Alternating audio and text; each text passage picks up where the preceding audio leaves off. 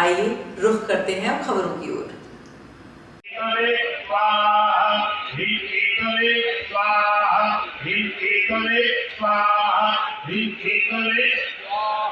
मृत्युंजय महादेव काहिमां शरणागतं जन्म मृत्युजरा व्याधि पीडितं कर्मबन्धने ईश्वराय अमूर्त्या कामं विना अभयदे वमार्ति पूज्या भक्त्या नता स्वामिदता कुसुमा निशाना यस्या प्रभावमतुल सुकृतिना भवने स्वलक्ष्मी पापात्मना हृदया हृदये सुबुद्धे श्रद्धा सतां कुलजन प्रभवस्य देवी विश्वम्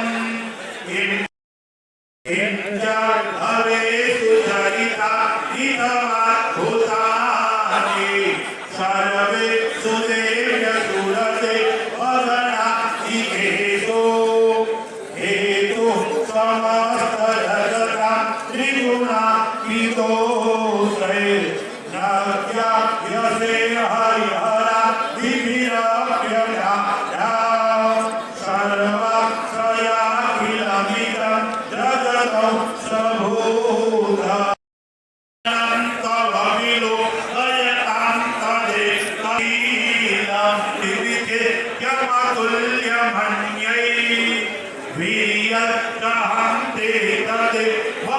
राजस्थान का सबसे बड़ा औद्योगिक मेला पश्चिमी राजस्थान उद्योग और शिल्प उत्सव 9 जनवरी से 19 जनवरी तक इस रामलीला मैदान में आयोजित होने जा रहा है। इसका भूमि पूजन आज यहाँ जनप्रतिनिधियों के सानिध्य में, उद्योगपतियों के सानिध्य में, समाज सेवी और हमारे कार्यकर्ताओं के साथ मिलकर किया गया। ये राजस्थान की सबसे बड़ी औद्योगिक प्रदर्शनी है। इसमें 20 से अधिक प्रदेशों के 700 से अधिक उद्यमी, हस्तशिल्पी, आर्टिजन भाग लेकर अपने उत्पाद का प्रदर्शन करते हैं, अपने उत्पाद की बिक्री करते हैं और अपनी कलाओं का भी प्रदर्शन यहाँ लघु रूप से करते हैं। इसको देखने के लिए प्रतिदिन 1 लाख से अधिक लोग इसमें शरीक होते हैं और इस मेले को और ज़्यादा आकर्षित करने के लिए यहाँ प्रतिदिन उद्योगों से संबंधित विभिन्न विषयों पर, सरकारी योजनाओं पर, सरकारी पॉलिसियों पर गोष्ठियाँ, सेमिनार, चर्चाएं आयोजित की जाती है। इसी प्रकार उसके बाद तूफान के समय बच्चों के लिए, महिलाओं के लिए तरह तरह के कंपटीशन और शाम के समय सांस्कृतिक संध्याएं, इसमें राजस्थानी कलाकारों को प्राथमिकता दी जाती है, उसका आयोजन यहाँ किया जाता है। निश्चित रूप से तो राजनीति राजस्थान से विकसित राजस्थान कैसे बने, उसी कल्पना को साकार करने के लिए इस प्रकार के उत्सव बहुत ही अहम भूमिका समाज में निभाते हैं। जोधपुर उद्योग हस्तशिल्प उत्सव पिछले 34 साल से अनवरत जोधपुर में उद्योग, हस्तशिल्प और व्यापार के एक प्रमुख धुरी के रूप में बनकर के उभरा है। स्वर्गीय भैरव सिंह जी शेखावत जब मुख्यमंत्री थे उस काल में जोधपुर के उद्यमियों ने यह अनूठा प्रयास प्रारंभ किया था, जो आज एक 34 साल की यात्रा पूरी करते हुए एक पूरे देश भर के नेशनल फेस्टिवल के रूप में बना है। इस बार के इस आयोजन में भी हर वर्ष की तरह देश के लगभग 20 प्रांतों के ऐसे अलग अलग हस्तशिल्प उत्पादक, अलग अलग क्षेत्रों में काम करने वाले उद्योगपति, वो सब यहाँ उपस्थित होंगे। और ये केवल एक मेला नहीं है, उद्योग का मेला नहीं है, अपितु B2B और B2C, बिजनेस टू बिजनेस और बिजनेस टू कंज्यूमर, उन दोनों के बीच में एक रिश्ते कायम करने का प्लेटफॉर्म आज की तारीख में ये उद्योग हस्तशिल्प मेला बना है। इस सब के अतिरिक्त भी उद्योग हस्तशिल्प मेले में उद्योग और हस्तशिल्प से जुड़े हुए विभिन्न विषयों को लेकर के, टैक्सेशन के डिफरेंट इश्यूज़ को लेकर के, नई अपॉर्चुनिटीज़ को लेकर के, नए फाइनेंसिंग मॉड्यूल्स को लेकर के, उद्यमियों की विभिन्न समस्याओं को लेकर के, सरकार की विभिन्न योजनाओं के उद्यमियों को जिस तरह की आवश्यकता है उसको लेकर के विभिन्न कॉन्फ्रेंसेस का आयोजन किया जाता है। उन कॉन्फ्रेंसेस के चलते हुए जोधपुर के उद्यमियों को और मारवाड़ के उद्यमियों को निश्चित रूप से उसके चलते हुए बहुत सारा लाभ होता है। उद्योग हस्तशिल्प उत्सव एक बार फिर वही पुराने जोश खरोश के साथ में एक नए कलेवर में जोधपुर में होने वाला है। आज भूमि पूजन हुआ है। लघु उद्योग भारती इसकी मुख्य आयोजक है। मैं लघु उद्योग भारती के राष्ट्रीय अध्यक्ष आदरणीय घनश्याम ओझा साहब को, मेले के संयोजक आदरणीय महावीर चोपड़ा साहब को और सारे लघु उद्योग भारती परिवार और इस मेले से जुड़े हुए सभी लोगों को हृदयपूर्वक बधाई देते हुए शुभकामनाएं देना चाहता हूँ। सर, महाकुंभ भी शुरू हो रहा है 13 तारीख को। देखिए, महाकुंभ इस देश का नहीं, दुनिया का सबसे बड़ा आयोजन होगा।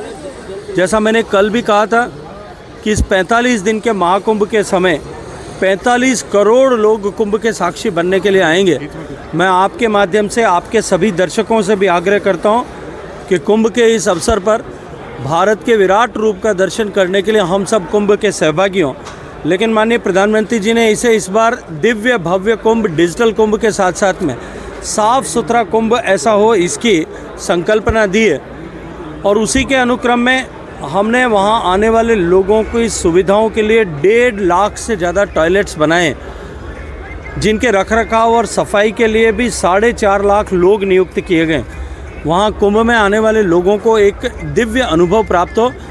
उत्तर प्रदेश सरकार माननीय मुख्यमंत्री योगी जी के नेतृत्व में और भारत की सरकार माननीय प्रधानमंत्री जी के नेतृत्व में पूरे प्राण और प्रण के संकल्प से नियत होकर के कुंभ को एक अविस्मरणीय, विश्व के लिए अकल्पनीय आयोजन बनाने के लिए जुटी है। सर, जन सुनवाई भी की आपने, आज बड़ी संख्या में लोग पहुंचे हैं। सर, ज़्यादा लोग आए थे आज सुबह, इतने लोगों की वो क्या है कि आप जब थे तब तक थे, उसके बाद में उतने ही अभी और भी हैं और अभी चलेंगे तब उतने ही और भी होंगे।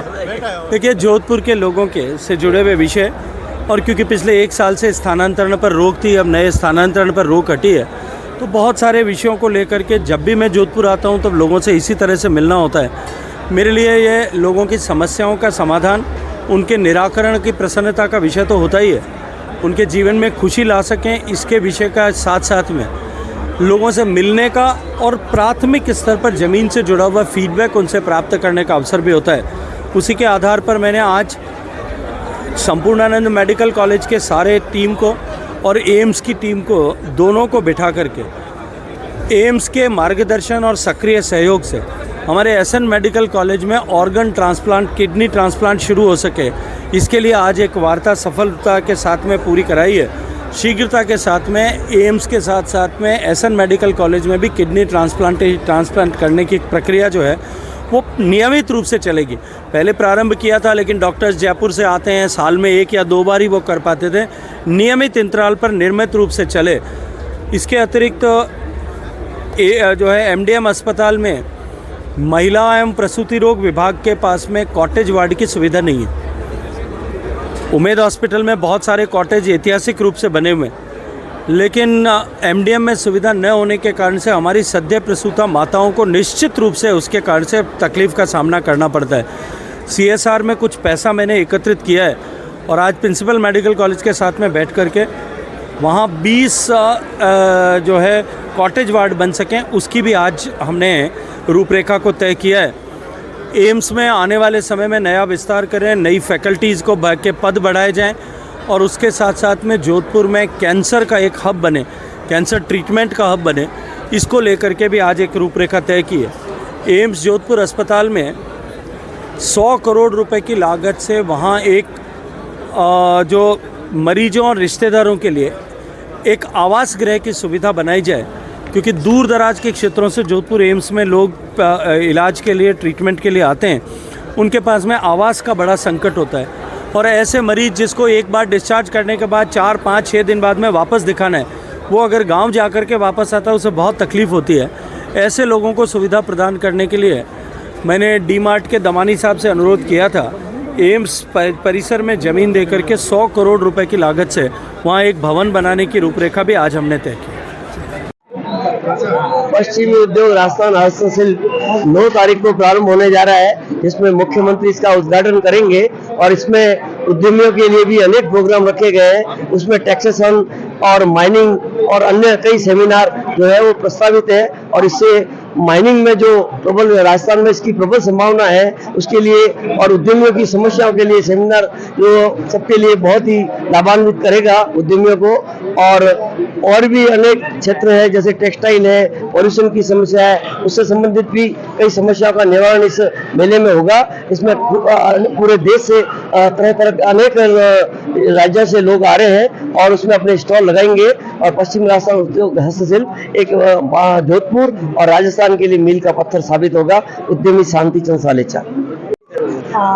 जो अभी मेले का उद्घाटन होने वाला है, जो अभी भूमि पूजन हुआ और जल्दी जो मेला लगेगा, और हर साल जो राजस्थान में मेला लगता है, और इस बार अभी ये हम सभी जो भी उद्योग है, लघु उद्योग है, उन सबके लिए बहुत बड़ी बात है, और सबसे बड़ी महिलाओं के लिए, क्योंकि जिस तरह से हमारे प्रधानमंत्री नरेंद्र मोदी जी अभी आज ही के दिन उन्होंने दिल्ली में एक प्रोग्राम लॉन्च किया, उसमें भी ग्रामीणों में कुछ रोजगार की चीजें हैं उनको आगे बढ़ाने का संदेश दे रहे हैं और महिलाओं को स्पेशली रोजगार से जोड़ रहे हैं। तो उन सबके लिए मेले में स्टॉल्स लगाना, अपने सामान जो घर में वो बनाते हैं वो बेचना, उनके लिए एक बहुत बड़ा मार्केट के रूप में है। तो हम सब के लिए भी और देश, यहाँ की राजस्थान और जोधपुर वासियों के लिए भी है कि नई नई चीजें जो घरों में बन रही है, जो शुद्ध है, वो हमें मिलेगी और वहाँ पर देखने का मौका मिलेगा। तो हम सब के लिए ये जो उत्सव है लघु उद्योग भारती की तरफ से जो ये मेला लगाया जा रहा है, तो सबके लिए जो रोजगार है उनके लिए भी, और जो यहाँ पर देखने के लिए बच्चे और सब लोग आएंगे उनके लिए भी बहुत ही सीखने योग्य है। तो बहुत बहुत धन्यवाद।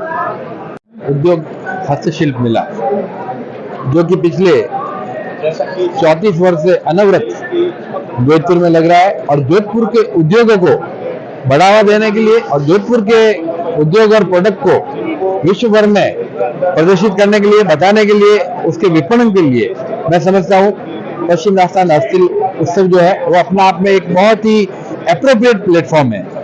यहाँ से लोग अपने प्रोडक्ट को यहाँ पर प्रदर्शित करके और विश्व भर में उसकी मार्केटिंग के लिए उनको एक बहुत बड़ा प्लेटफॉर्म यहाँ से मिलता है।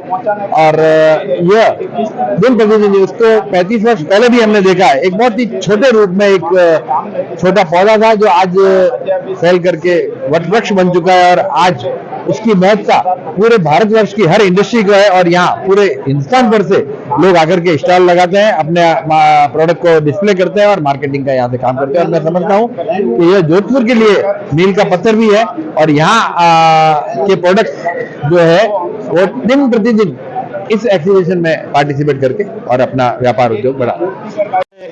राजस्थान की पहचान बना हुआ ये पश्चिमी राजस्थान उद्योग हस्तशिल्प मेला हमारे जोधपुर में मनाया जा रहा है, और इस बार इसे मनाने का अवसर लघु उद्योग भारती को मिला है। सरकार, प्रशासन और समाज के मिलकर करने वाला यह एक अनूठा मेला है।